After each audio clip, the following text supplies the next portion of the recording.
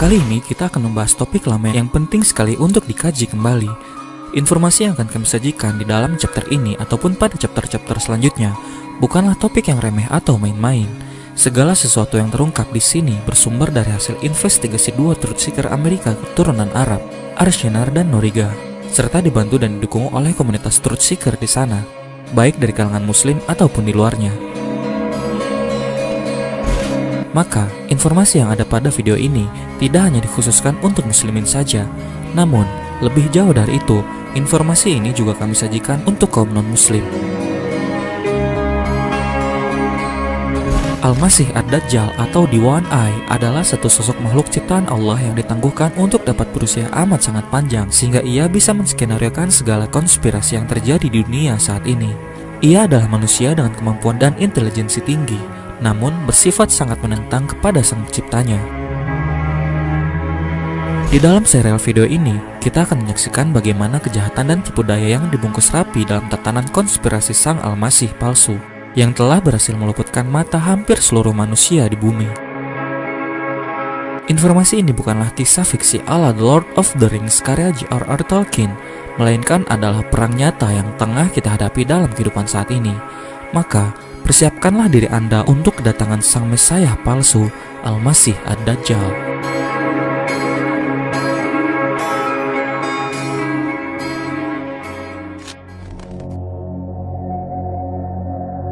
Akan tetapi, aku akan mengatakan kepada kalian tentangnya yang tidak pernah dikatakan oleh seorang nabi pun kepada kaumnya. Sesungguhnya Dajjal itu buta sebelah matanya, sedangkan Allah sama sekali tidaklah buta. Hadis riwayat Bukhari.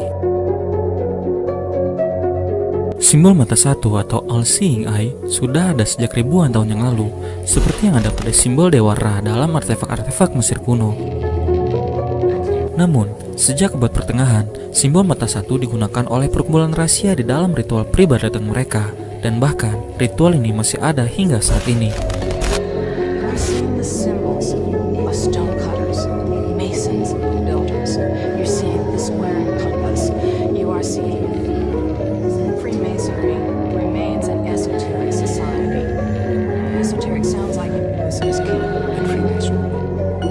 Simbol mata satu hari ini bisa dengan mudah kita temui dimanapun karena persebarannya sudah sangat merata di dunia, seperti di dalam film, musik, olahraga, tempat-tempat rekreasi, makanan, minuman, dan masih banyak yang lain. Simbol mata satu ini merupakan salah satu hieroglif atau aksara Mesir kuno yang berarti Dewa Ra atau Dewa Matahari. Di dalam kepercayaan Mesir kuno, Dewa Ra merupakan kasta dewa tertinggi karena supremasi kekuasaannya meliputi alam semesta. Fir'aun atau raja pada masa itu menganggap diri mereka adalah Ra atau Ra-Horakhti, yakni keadaan di mana Dewa Ra dan Horus bersatu dalam satu jiwa. Ilustrasi Dewa Ra dapat ditemukan dalam kitab-kitab sihir dan pagan pada masa itu. Bahkan hingga saat ini, Ra masih terlihat jelas penampakannya di dalam lembaran uang US dollar, simbol keagamaan dan juga dalam perkumpulan rahasia seperti Freemasonry.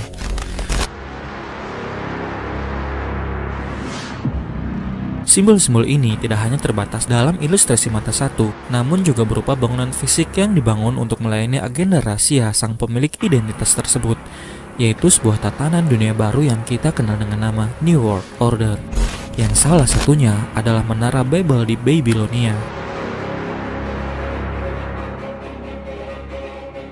Menara Babel yang dalam bahasa Ibrani adalah Migdad Bavel atau dalam bahasa Arab Burj Babil merupakan bangunan raksasa yang dibangun di kota Babilonia. Menurut Alkitab, bangunan itu adalah manifestasi dari keangkuhan dan kepongahan manusia terhadap Tuhan Sang Pencipta alam semesta. Menara Babel didirikan di masa kerajaan Babylon, tepatnya di bawah pemerintahan Raja Nimrud. Menara itu didirikan demi satu tujuan, pemerintahan dunia baru di bawah kekuasaan Raja Nimrud. Menara Babel didirikan bukan untuk mengagungkan nama Allah Subhanahu wa Ta'ala, melainkan dengan niat untuk mengagungkan kesombongan manusia. Jika di masa lalu Menara Babel adalah simbol supremasi kekuatan jahat, maka di masa kini kita dapat melihatnya di dalam struktur bangunan seperti gedung parlemen di Uni Eropa, Amerika, atau bahkan gedung PBB.